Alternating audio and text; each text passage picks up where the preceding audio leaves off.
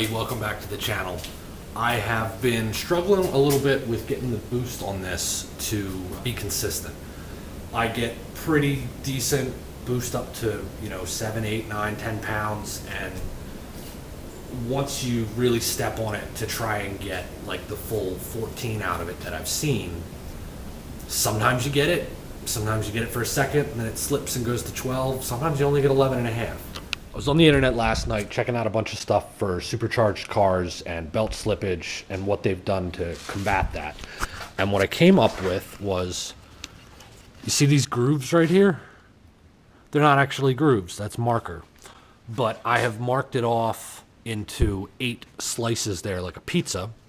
And what I'm gonna do is I'm gonna take this Dremel disc and I'm going to carve these out.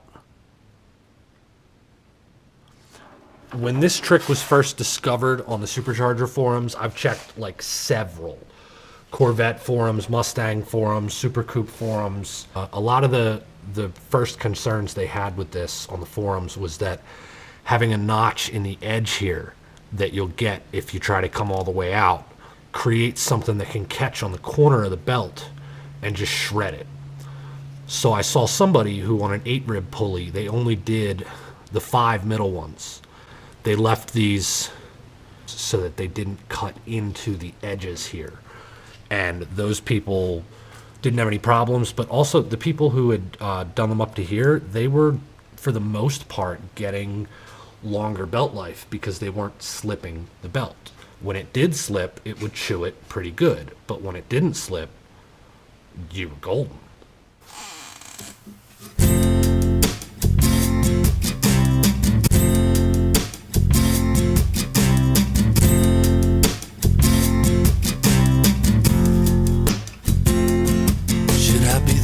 For you, weren't there for me. What's it got to do? I ask you now. Give my hand to you. You throw it all away, yeah. And you come on back another day. All I ever ask of you is don't hold back a second more.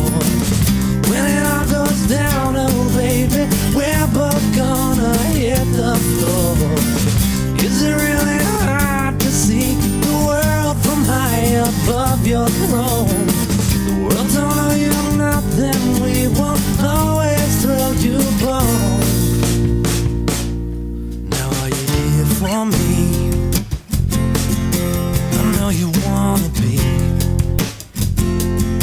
or are you still messed up inside your head?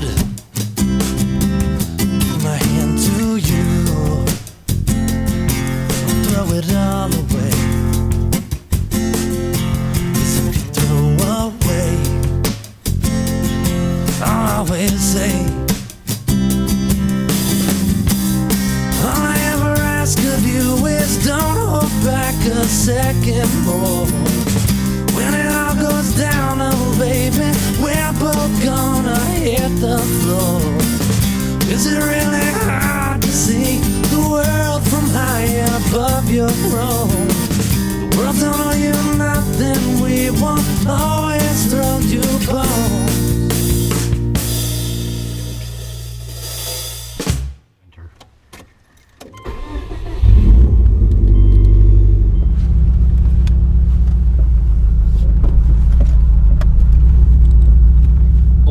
Gather up some tools in the back real quick before I take off. I don't want to take off without everything I need to adjust the belt and a spare belt.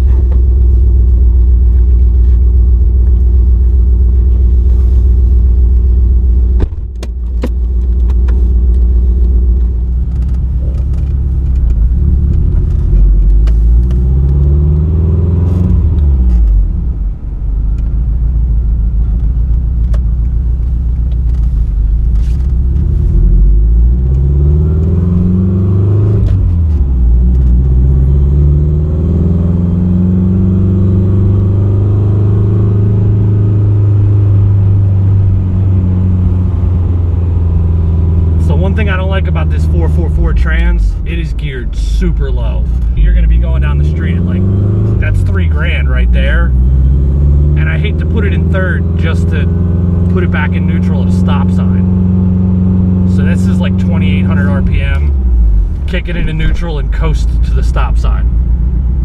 It's not a big deal once you're driving, but so far we haven't really seen any boost. We've seen 0.2 PSI, but I probably haven't gone over the 10 or 15% throttle yet.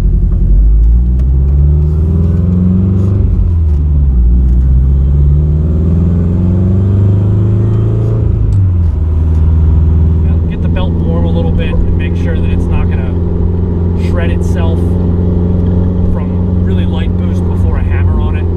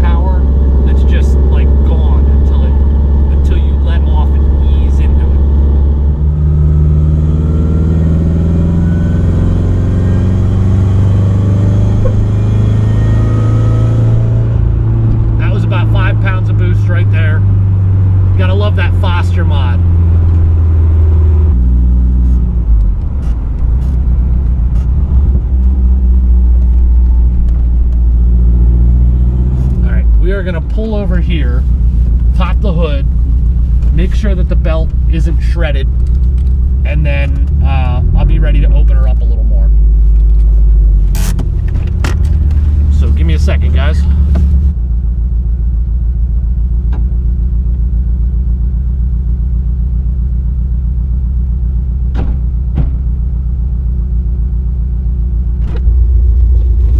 Belt looks mint, good to go. What? Yeah, I said it.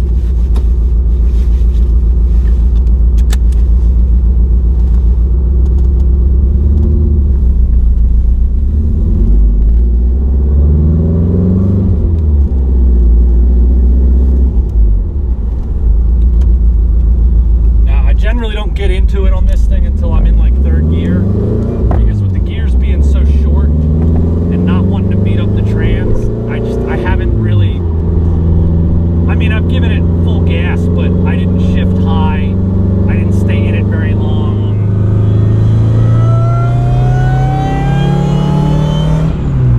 Nah, I was getting 12 and a half. I mean, it felt pretty responsive, and it was definitely at least as good as before. But I think I'm going to end up having to switch to the Gates belt and eventually get a longer Gates belt so that I can have the better belt and the wrap. Alright, so let's get this thing out on the highway. We'll see how that does. If I still can't get this thing to hit 14 PSI, even if I ease into it, I'm going to try the other belt. It's a fairly quick swap. Screw it, let's go this way.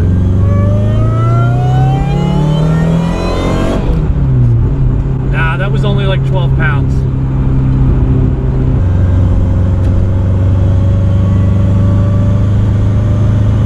It's like 6 pounds of boost right there. It's probably about 30-35% throttle. So I'm gonna head back here, get some food, check this belt and see if it started to shred at all. And then either way, I'm gonna swap to the other belt. I think it gripped a lot better, the Gates versus the Napa.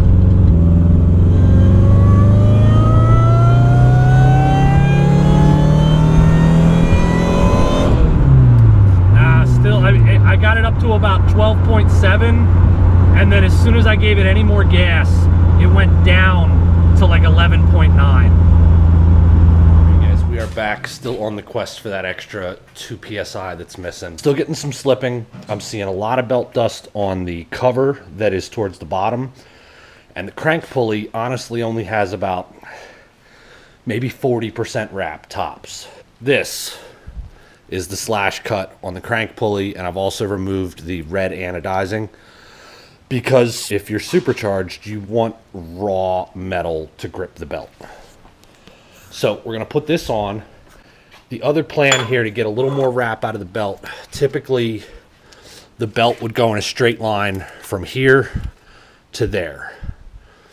Now what we're trying to do is put a pulley either here so that it has to come all the way up to the top of that and around this, or to there. If the belt's long enough, I'd like to get it on that alternator bolt and share it. If it's not, we'll go ahead down here because it'll just be easier. All right, guys, give you a little show here what we got. So we've got our grooved pulley. We've got our other grooved pulley. We've got our additional idler right here. We've got our additional idler right there, our original tensioner, and the alternator.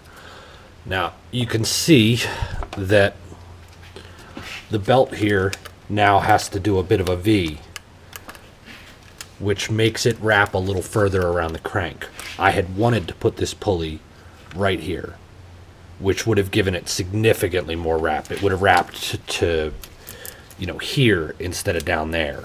The problem with that was I didn't have a belt long enough. So if I can get a hold of another belt that is the correct length to make it to here, I should be fine. I don't think I would ever need more wrap than this on the Supercharger. And the crank is now just about at 50%. Just about.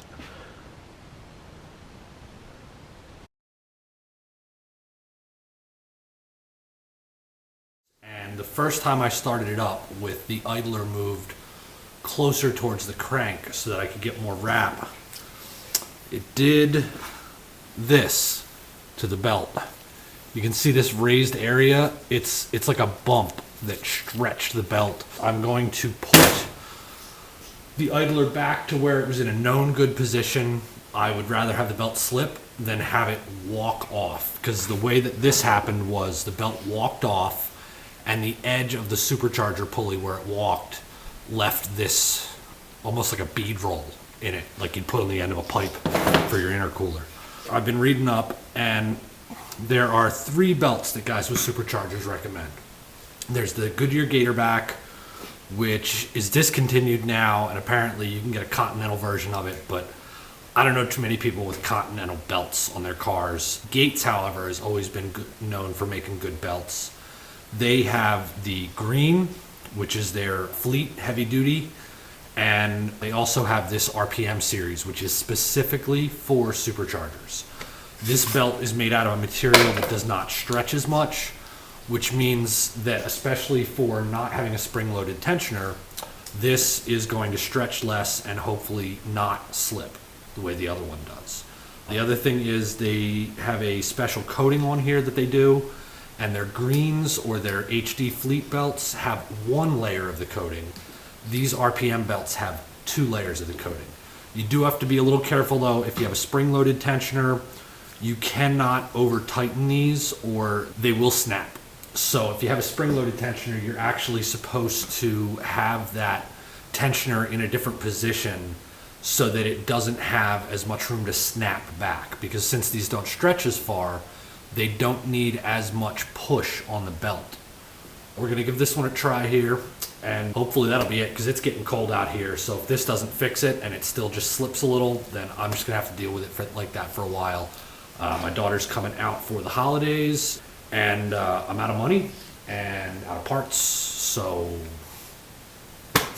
when it gets warmer, we might redesign the whole damn thing. But for now, this is hopefully it.